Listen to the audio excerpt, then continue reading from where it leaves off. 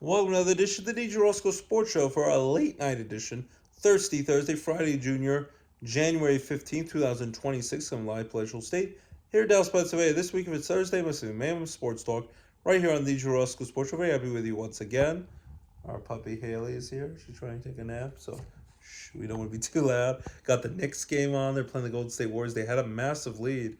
Games on Amazon Prime, late night Knicks action at the Golden State Warriors after they lost Sacramento Kings last night. The Knicks, and now it's a 42-42 ball game. So tight game, even though the Knicks were playing well early on. But Knicks 10 games over 500, 25-15. Hopefully they could keep doing what they're doing and not avoid some large from any consistent kind of slumps along the way. Hopefully this is the year they finally break the NBA championship drought. They won the NBA in-season tournament, but in the end, people care what you do come playoff time, what you do in May and June. Can they win the NBA title for the first time in 53 years? I hope. My fingers are crossed. Hallelujah. Hallelujah. So we're hoping with that. Got a lot of great stuff to talk about. A lot of news just broke in sports action that we want to talk about. We'll quickly rattle off a few things before we get into, of course, playoffs. We get the divisional round playoff football, the second round of the NFL football playoffs. Plus, we have the national championship game for college football on Martin Luther King Day. Remember all the amazing sacrifices, contributions Dr. Martin Luther King Jr. did. So if you're fortunate enough to be off on Monday, have a nice holiday weekend coming up. Remember all those positive things and try to do the best you can to be good to people and your community and help others. And as I say all the time, I know we're going through a lot of difficult situations, what's going on in Minnesota and all these other kind of wild stories that we hear in the news. We are more like than we are different. We need to stay together. We need to hold on and just be good people to each other. That's the plan here. So we have that championship game coming up. Hockey, we had a battle of Pennsylvania, the Pittsburgh Penguins. They are victorious with the Philadelphia Flyers tonight in Pittsburgh, 6-3. Sidney Crosby's having a great year in his late 30s. And might score 45 goals this year. He's on pace for, which is I think the only two guys who have scored over 40 goals at this late in their career were Alex Ovechkin, who just did it last year, who has over 900 career goals. He's going for 1,000, his most goals ever, breaking away Gretzky's record last year. And then you have Gordie Howe, the great Gordie Howe, late great Gordie Howe. Besides that, no one at 38 plus, almost 40 years old, has scored the amount of goals that Crosby's doing. Besides those two other all-time greats. Flyers had been playing pretty well, but they lost to the Buffalo Sabres last night in Buffalo. They lose to the Penguins tonight in Pittsburgh, so they need to bounce back. As I mentioned, the Knicks are playing the Golden State Warriors tonight. Well, we also forgot to mention last week's show, even though he's still a little banged up, so he hasn't made his debut yet for the Atlanta Hawks star guard Trae Young is no longer an Atlanta Hawk. He got traded to the Washington Wizards for C.J. McCollum, who used to be a star player with Damian Lillard of the Portland Trailblazers. Some of those exciting Portland Trailblazer teams from a few years back. So Trae Young is now on the Washington Wizards when he's healthy enough to play. C.J. McCollum goes to the Atlanta Hawks. So at one point it seemed like an untradeable piece. And Trae Young was a great young superstar for the Atlanta Hawks. And in the end, it didn't work out. And now he is shipped off to the nation's capital to play for the Washington Wizards. So that's some basketball talk, some hockey talk. Oklahoma City Thunder, I still think they're going to be a real tough team to beat. But I think in the East, the Detroit Pistons are really good. The Celtics are playing pretty well, even without Jason Tatum this year. Uh, Still think the New York Knicks should be expected to be the favorite and they need to take care of business and hopefully come out of the East to get the NBA Finals. And we'll see if they play Oklahoma City what they can do. And then LeBron and Luka are always fun to watch, but still think Oklahoma City and the New York Knicks should be the two teams that meet up in the NBA Finals, but that doesn't always happen.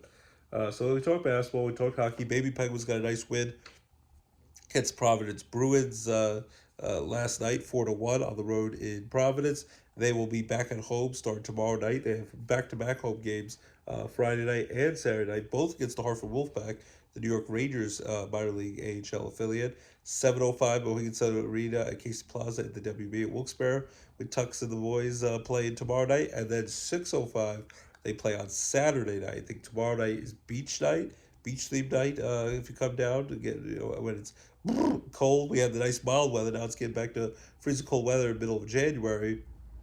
You can warm up and Sunday Beach night on Friday night, and then Saturday night I think it's Mental Health Awareness Night, so that's a very important cause. The Baby Penguins play Hartford Wolfpack again, see if they can split the two games, win both games. That's hard to do. Just avoid losing both games would be big. And the Baby Penguins will play the Hartford Wolfpack at 6:05 on Saturday.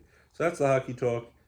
Before you know it, in a couple of weeks, we'll be starting Winter Olympics with the NHL superstars coming back to play for their respective home countries. So it'll be very fun to see. And then a few weeks after that, there'll be Milan, Italy coming up with the NBC with the Winter Olympics. That will be the World Baseball Classic, where a lot of guys are going to join that with the World Baseball Classic, which is like Olympic baseball for us. Though they are bringing back Olympic baseball in LA, but in the 2028 Olympics.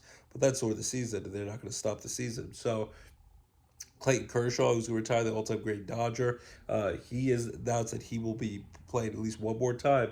He'll play for that Stack USA lineup in the World Baseball Classic that starts up in March. So that'll be great to see Clayton Kershaw play one more time. Alex Bregman will be playing for Team USA. And speaking of Alex Bregman, we'll do a little segue. We did basketball, hockey.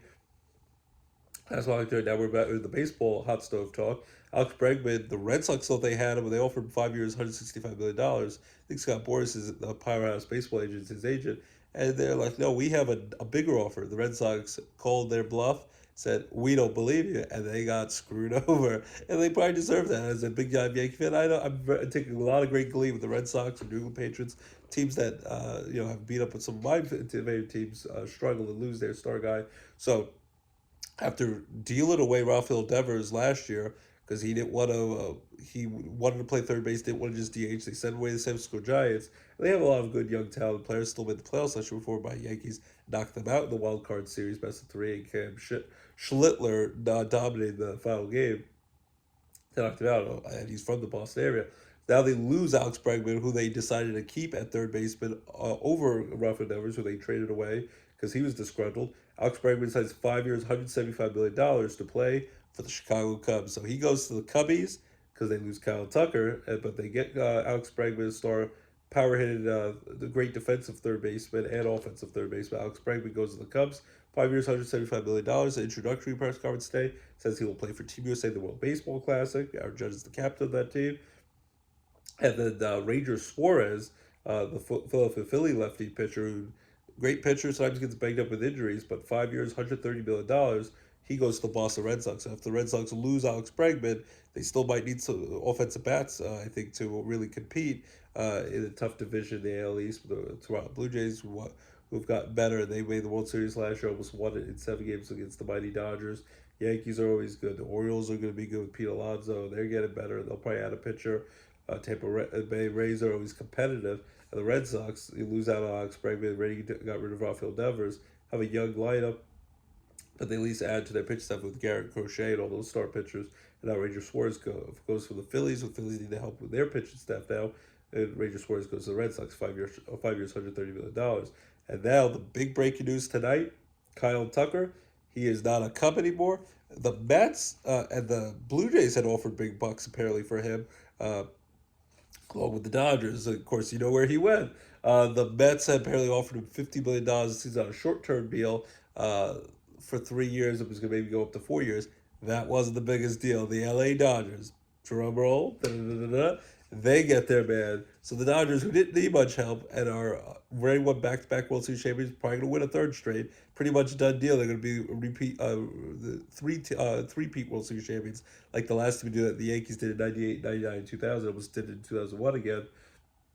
Kyle Tucker, $60 million a season, goes for 4 years, $240 million. Somewhat deferred. He can opt out after 2 years.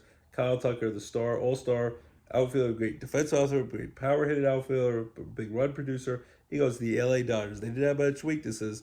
They get the best closer that was available in the offseason. Edwin Diaz stole away from the Mets. They offered him more money. And now Kyle Tucker, the Mets wanted him. They stole him away from the Mets. They offered him more money. So Kyle Tucker goes to the Dodgers. The rich get richer. They're buying themselves championships. Just like I'll give it up to George Steinbrenner. The old man George Steinbrenner did the same thing with the Yankees, win a lot of championships in the late 90s, early 2000s. Now his son took over. They got more of a budget. They still spend over $300 million a year, but now they're getting too cheap. They are willing to go above and beyond and spend the big bucks like his dad used to. And now the Dodgers do the same thing. They're the new evil empire. So enjoy Dodgers while it lasts with all the deferred money, and it's probably going to cause a baseball lockout because at the end of this season, I would hope they get through the whole year. It's not another 1994 where they cancel the World Series and have a lockout or strike during the season. That was mid-August, and then they shut it down. Never had a World Series, which is insane to tell your kids one day there was no World Series in 1994. Uh, Hadn't happened since 1904, the second World Series, where they didn't have a World Series, and then 90 years later that happened. After this season, there's probably going to be a lockout in 2027 because the owners, again, are going to push for a salary cap, floor, and a top for a salary cap, so just like football and basketball in a way has it, and hockey in a way has it, and they're going to fight for it and may be willing to lose a season to get what they want. And the baseball players who have the most powerful union sports are going to flat out say, no, we're not going to do that. We're not going to allow it. And we're going to see who blinks first. And that might mean we lose at least some games in 2027, or we might lose all the games in 2027 to get what some of these owners and players want. The Dodgers or the rich get richer. You can't totally blame them, but it's going to probably cause a lockout. We might lose some baseball games, if not the whole season in 2027. So enjoy your baseball this upcoming season with the World Baseball Classic and the baseball season coming up in 2026. The regular season will be here before you know it. Less than a month away before pitchers and catchers report. Warm you up in the cold days. Go to Florida, Arizona, nice warm weather. Get World Baseball Classic, spring traded. Open day Major League Baseball is about 2 months away. But after this season, very good chance we're going to be missing some games, if not all of 2027 with this. On positive news, besides that, the Cardinals trade probably future Hall of Famer third baseman Nolan Arenado. He still has 2 years left on his big money deal. Doesn't hit as much as he used to, but he's still a great third baseman defensively. He gets traded to the Diamondbacks. Arizona gets better. Diamondbacks also signed Jonathan Loaizaga, the reliever who's great for the Yankees but gets hurt all the time, to a minor league contract for the Diamondbacks. The Diamondbacks are getting better by Mike D'Antoni's team. And then we also want to mention the Yankees. They did make a trade. Everyone says they didn't do anything. They get a very talented young lefty starting pitcher and also can pitch out the bullpen, can throw 98 miles an hour, but has some injury history. David Weathers, who used to pitch for the Yankees when they won the championship back in '96. It's another, like Cody Bellinger and Clay Bellinger, it's another father and son tandem playing for the Yankees. David Weathers was a former talented starter and reliever for the Yankees in the late '90s on their championship teams. His son, now Ryan Weathers, gets traded from the Miami Marlins to the New York Yankees. And they just had a trade for lower level minor league players. Not they're the best, so they didn't lose any of their major prospects. And they get Ryan Weathers, who hopefully could be a pretty good, talented, hard throwing, flamethrower lefty starter and possibly reliever, especially starting pitcher when they're going to be out Carlos Rodon and Garrett Cole for at least probably the first couple of months of the season before they get back. And then he adds pitching depth, and whether it be a starter or reliever, could be a big acquisition for the Yankees. So that's some of the hot stove report. The last really big free agent, at least position player now we have to figure out is, where does Cody Bellinger go? Do the Mets pivot? Are they mad as hell not going to take it anymore and get desperate, want to screw over the Yankees and steal Cody Bellinger away? Or do the Yankees put up the money? It seems like Bellinger wants to come back to the Yankees, but the Yankees are also putting out flyers like we might go in a different direction. They were like, oh, they're going to go after Kyle Tucker. I never thought they were going to get Kyle Tucker or Bo Bichette, but Bo Bichette seems like he's going to possibly go to the Phillies unless he comes back to Toronto. And they even got Don Mattingly. His son is the general manager of the Phillies. Don Mattingly is now the bench coach of the Phillies. Got along very well in his couple of years coaching Bo Bichette when they was won the World Series last year. Bo Bichette might come to the Phillies. And the Yankees, they're offered big bucks. And no one seems to be out there outspending them. But do the Yankees get to keep Cody Bellinger? Or do the Mets now get upset and go crazy to give him a big contract offer and steal Cody Bellinger away from the Yankees? Now that the Dodgers were possibly interested in reunion Cody Bellinger, now they're not going to do that because they got Kyle Tucker. Will be Yankees or Mets for Cody Bellinger, unless there's a mystery team. And you would think it's going to come down to one of those two New York teams. So yet to be seen. So that's the baseball hot stove report as we get closer to spring training. Basketball, hockey, and then football. As I said, college football, Martin Luther King Day on ESPN. We have the national championship game, and it's a rarity. Miami Hurricanes are going to host the national championship game at Hard Rock Stadium. President Trump is expected to be there. Marco Rubio is a Miami native, is going to be there. It's going to be the number one ranked team, the Indiana Hoosiers. with Mendoza, who's going to be their one draft pick, probably of the Vegas Raiders of their one pick. The Mighty Stinky Jets have the number 2 pick. Giants have the number 5 pick. Indiana trying to go for the perfect 16-0 season after they came from nowhere. Kurt Cignetta's doing a great job for Indiana Hoosiers. Not just a basketball school, now they're a great football school, and they will take on the number 10 ranked Miami Hurricanes, who will host the national championship game and be their first national championship game since 2003. You'll have all their star alumni like Michael Irvin going crazy on the sidelines, Ray Lewis, Jason Taylor is on the coaching staff for Miami. So you're going to see a lot of the star power at Miami. It's a home game for them, so it's going to not be the easiest venue for Indiana to win a game. But I think Indiana is going to win this game. I think they're the team of destiny. I think Miami's going to put up a fight. But Indiana and Coach Cignetti, they've been blowing people out. Miami barely beat Ole Miss the other night last week in the semifinals. Thought it'd be closer game in the rematch game. Indiana was not close. They was much closer the first time around against Oregon, their Big Ten rival. They crushed Oregon in the semifinals. Wasn't even close. Dante Moore kind of got embarrassed in the game, and now the Oregon's quarterback is actually going to come back to be the quarterback of Oregon. Either they got the guy who was the Nebraska quarterback. He'll sit on the bench for Dante Moore as long as Dante Moore stays healthy. But of course, people are joking that so my Jets with the number 2 pick, Mendoza go number 1. He's like, I want to avoid the Jets with the number 2 pick. Hey, jokes on you, the Jets might have the number 1 or number 2 pick next year.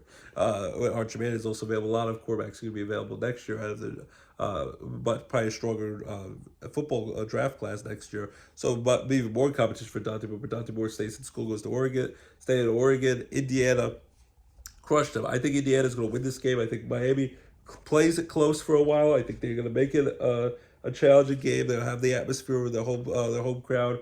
But I think Indiana Hoosiers are the team of destiny. They're going to win 34-24 with the Miami Hurricanes, win the first national championship for college football in their school's history, and go a perfect 6-0, which no one has done since like Yale was winning national titles like 150 years ago, 130 years ago in the late 1800s. So I think that's what's going to happen on Monday night. Quickly before we go to our playoff picks, Mike Tomlin, longtime Steelers coach, never had a losing record, 19 straight seasons of 500 or better. Won a Super Bowl, made it to 2 Super Bowls, but they didn't win enough in the playoffs, including when they got blown out by the Houston Texans on Monday Night Football in their division, in their wild card first round home playoff game. Got embarrassed, and now they've lost 7 straight playoff games.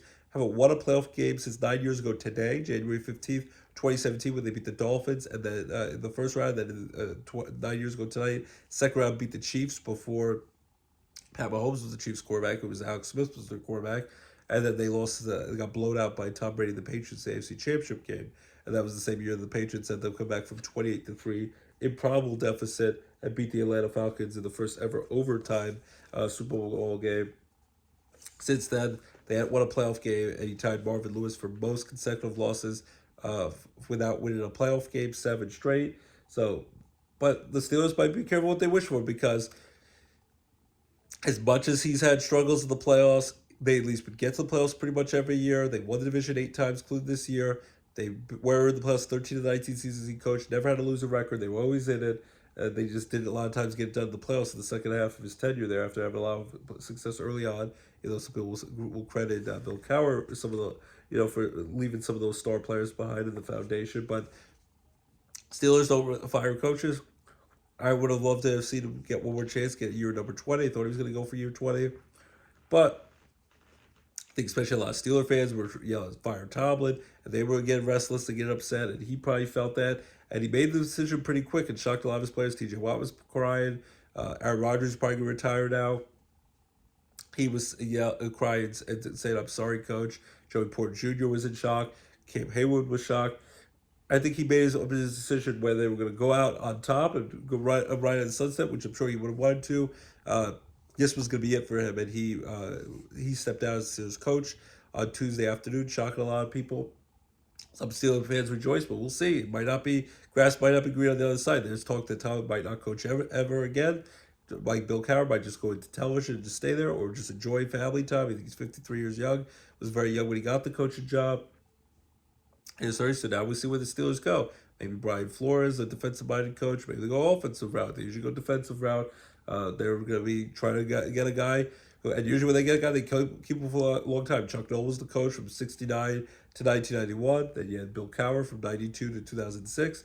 And now you have Tomlin from 2007 all the way to 2025, into the 2026. So, probably gonna be the coach for a long time. A lot of teams get coaches every 2 or 3 years. They've had three coaches the last 57 years. This will only be their fourth coach in that time. So, congrats on a surefire Hall of Fame career. Mike Tomlin was not appreciated enough. I know he had his struggles at times. The standard is standard. People get annoyed with the mediocrity, but still were competitive, win records in playoffs pretty much every year, and that might not happen, especially if the Steelers don't get it right at quarterback now that Rodgers is gone. And they need to make sure they have the right quarterback ability. Is that Will Howard? Is that Mason Rudolph? Is it someone else in the lineup? Will yet to be seen. It'll be a hot job to get. And then John Harbaugh, who came in the year after in 2008 with the Ravens fired him because Tyler Luke missed that chip shot field goal, or at least they might still be in the playoffs going on a Super Bowl run. He also won a Super Bowl. They had some struggles in the playoffs. The Ravens finally fired John Harbaugh after 18 great seasons. He now signs with the New York Giants. Looks like it's going to be a 5-year deal worth $100 million, close to it, $20 million a year. Gets to pick his own coaching staff. Todd Monken, his offense coordinator, looks like he's going to be the offense coordinator for the Giants, and gets to deal with the young star quarterback and Jackson Dart. Skatabo at running back. Malik Neighbors coming off the tour ACL. Very strong young defense. So got a lot of pieces there, and hopefully he restores pride and the Giants back to their winning ways. So now John Harbaugh goes to the Giants to be their head coach, and then a lot of other openings. So offense coordinators like the Eagles get rid of Kevin Petula, defending champions, Super Bowl champions, who struggled with their offense all year, and now after losing a heartbreaking fashion, a big upset win with an injury-plagued 49ers team, going into Philly and beating the Eagles, knocking them out. They fired their offense coordinator, who they get for that, who gets some of the head coaching jobs. We'll see what happens. So, without further ado, here's our divisional round, second round playoff predictions, and here we go. We have a double header this Saturday, January 17th, 4:30 p.m. on CBS and Paramount Plus. Nana Fran's Buffalo Bills at the Denver Broncos. Buffalo came back, won a back-and-forth, hard-fought game on the road in Jacksonville, beat Trevor Lawrence and the Jaguars, improved Jaguars team. They now go to Mile High Air, go to the number one seeded Denver Broncos. Sean Payton, Bo Nix won a lot of games ugly and close. Can the Broncos get it done? Sure, they could get it done. But I think this is right for another upset. I think Buffalo's the team of destiny, going to win their first ever Super Bowl. And Josh Allen, no Joe Burrow to worry about, no Lamar Jackson or Pat Mahomes, who thinks he'll be ready for week one, come back from his torn ACL. And I think the path is clear, and they have to be road dogs and road warriors the whole way through. They beat Jackson in their first test with close battle. I think it's going to be another close battle. Denver's won a lot of close battles this year. They beat the Bills. It was much better. Broncos were not as good as they were this year as they were last year, but they just played each other in the playoffs last year in Buffalo, and the Bills crushed them. I think Bills upset the Broncos, number one seed Broncos. Close battle, but I think Buffalo's going to win this. I'll go with 30-23. Bills win by 7 on the road over the Broncos. Josh Allen and the Buffalo Bills, magical carpet ride, goes to the AFC Championship game next week. That's my pick, and I'm sticking to it. I think it's Josh Allen's season. Got to have a baby. Haley Seinfeld win a lot of and Ryan Coogler and Michael B. Jordan in Sinners movies win a lot at the Golden Globes last week. Very funny. Nikki Glazer was hosting it, and Zoe Saldana is a great movie. And then he's about to have a kid. And he's about to win, I think, a Super Bowl for Buffalo Bills and finally get off the schneid and bring their first Super Bowl in their last year of Highmark Stadium before they move to their new building next season. Then at 8 p.m. on Fox and the Fox One app, we have the 49ers upsetting the Eagles last week, and now they go on the road, take on a very familiar divisional opponent. NFC West showdown. They had the matchup for whoever won that in San Francisco a couple weeks ago would get the number one seed, home field advantage throughout the NFC playoffs. And the first round bye, Seahawks won that game. I think the Seahawks are going to win again. You saw that defense, unless the 49ers really have learned that much in that time since then. I think the Seahawks defense dominated Brock Purdy and the 49ers a couple weeks ago. He was running for his life, scared out of his mind. 49ers are so banged up and injured, and they lost another star player in George Kittle, who tore his Achilles. Hopefully makes a speedy recovery. Got hurt in the Philadelphia Eagle playoff game. So they are a bruised and battered team, and they've overcome all that throughout the year. But I think this is going to be too much for them. I think the Seahawks, even though Sam Darnold got hurt today with an oblique injury, hopefully he can play, or that might change the equation. But I think the Seahawks at home with a 12-man with that field advantage, are going to beat up on an injury-plagued division rival opponent, and the Seahawks defense is going to stifle the 49ers offense. I'm going to go with the Seahawks, win big, 34-17, knock off the 49ers. Kyle Shanahan doing a great job with all the injuries, overcoming that, Coach of the Year. But I think the Seahawks are going to win 34-17 to host the NFC Championship game next week.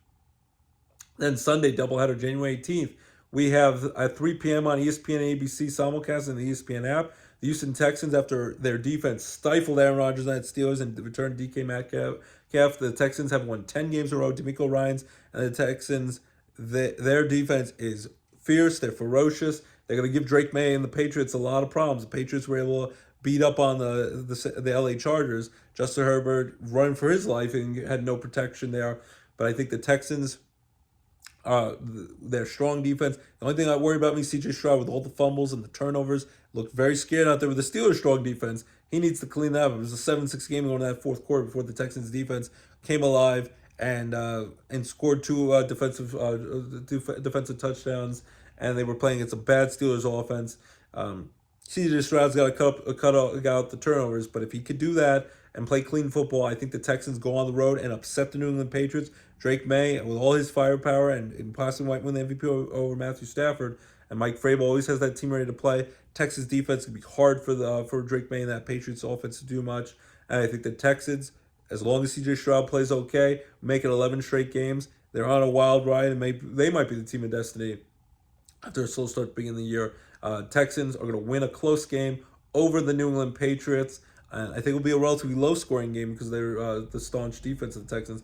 I'll go with 23-16 Texans over the Patriots. Texans advance to the AFC Championship game improbably, and they would host the Buffalo Bills in that AFC Championship game next week in Houston, Texas, if that comes to fruition.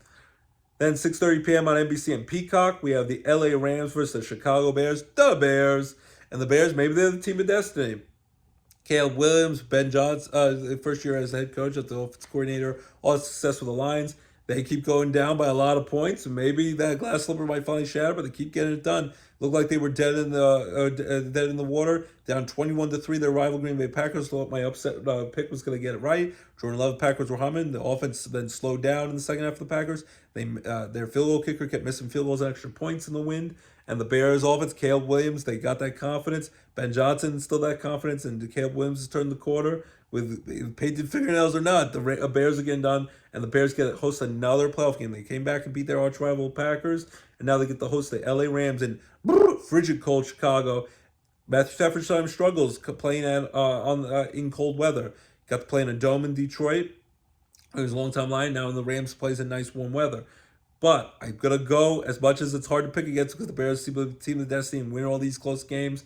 They win a lot of close games, but I think the LA Rams, they can manage the cold. They're going to get it done. Matthew Stafford, great season. He stays healthy with Puka and all the firepower and Sean McVay. I think the LA Rams score enough to beat the Bears in a high-scoring game. I'm going to go 37-34. They win a high-scoring game. Whoever this ball lasts, Rams pull off the upset over the Bears. The Bears, even though I would love to see the Bears continue their magical run. I think the Rams are going to beat the Bears 37-34 and go to the NFC Championship game to play the Seattle Seahawks in a battle, in the NFC West rivalry, divisional battle for the right to go to the Super Bowl in Santa Clara, California, at the 49ers Stadium in a couple weeks in February 8th with Bad Bunny performing all that great stuff and all the funny commercials. So I'm going to go again. Saturday, I'm going to go Bills over the Broncos. Seahawks crush the injury-plagued 49ers. Texans, strong defense, upset the Patriots on the road. And I'm going to go with the Rams on the road in freezing cold Chicago, beat the Bears in a high-scoring game. So I'm going to go with road teams, with the Texans and Rams winning. Bills win on the road. The only home team I have winning this week is the Seahawks against an injury-plagued 49ers team. And then my AFC Championship game pick for next week, if it holds, would be Bills at Texans. And then the LA Rams at the Seattle Seahawks next week. So agree, disagree. Take two gummy in the morning. It is not a tumor and things that nature. Hasta vista, baby. Ha ha ha. C is for cookie. That's good enough. We had things like crazy. Cookie starts with C. Those are my football picks. We love, agree, disagree. We love to hear from you. DJ Roscoe Sports Show. Your home for all your favorite sports and entertainment talk. Right here, DJ Roscoe Sports Show. Enjoy the college football national championship game on Martin Luther King Day. I think Indiana's going to win that with Coach Signetti and Mendoza. Enjoy all the NFL football playoffs. basketball, hockey, baseball itself. Kyle Tucker, the Dodgers, rich keep getting richer. Can Cody Bellinger stay with the Yankees, or is the Mets going to take him away? A lot of great sports stuff. And then movies, we got the Rip movie comes out tomorrow on Netflix with Ben Affleck and Matt Damon, the dynamic duo again. That should be a great action roller coaster movie. So check that out on Netflix starting tomorrow. A lot of fun movies, shows. Check them all out. Great stuff as well. And remember that Neil Diamond movie sings a song "Some Blue" with Hugh Jackman and Kate Hudson. Great stuff. And Golden Globes already happened. Oscar nominations coming out. So a lot of great stuff. And before we wrap up, we'll sing a song to my beautiful wife Abby. Love you all with my heart. LJ, my handsome son, turning 6 years old tomorrow. Happy birthday, buddy. My beautiful daughter Lorelai. Love you with all my heart. She had a freak accident, falling off a friend's hoverboard, so she has a broken bone. Hopefully, she makes a speedy recovery. Broken arm after she had a broken wrist in the left wrist back in May when she fell roller skating birthday party, and now off hoverboard. A little klutzy, gets kind of that from me, but hopefully she's a champ. She's overcoming it, and she hopefully gets her cast on tomorrow. Then we're off to Kalahari for some water park indoor fun to get out of the cold weather, celebrate LJ's 6th birthday. Hopefully she makes a speedy recovery from more of these kind of freak injuries and she grows out as she gets older. So I'm going to sing a song for all three of them. First, I'll sing a song of my little man LJ. Happy birthday to you. Happy birthday, dear LJ. Happy birthday to you. Feliz cumpleaños aquí. Feliz cumpleaños aquí. Feliz cumpleaños aquí. Feliz cumpleaños aquí. And then I'll sing You Make Loving You Easy. Zach Brown Band, my wife's favorite band. You make loving you all I want to do. Every little smile and every little touch George Costanza reminds me just how much it makes loving you easy. I'll sing it, please don't. Easy. Love you with all my heart, Abby. And then Lorelai. And then LJ. Happy birthday, buddy. Happy 6th birthday. And many, many more. Love you with all my heart. And I love you guys each and every week. Tune in the DJ Roscoe Sports Show. Being loyal listeners and fans, listeners, watchers of the DJ Roscoe Sports Show on YouTube, Twitter, Facebook. All the great comments, greatly appreciated. Keep it locked. DJ Roscoe Sports Show, your home for all your great sports and entertainment talk, right here at DJ Roscoe Sports Show. Have a great weekend. Stay warm. Happy Martin Luther King weekend. Enjoy the playoff football, NFL, national championship in college football, baseball, basketball, hockey, movie shows. Enjoy it all. And be good to each other in this crazy world. And keep it locked. DJ Roscoe Sports Show, your home for all your great sports and entertainment talk, right here, DJ Roscoe Sports Show. Have a great weekend, everyone, and bye-bye.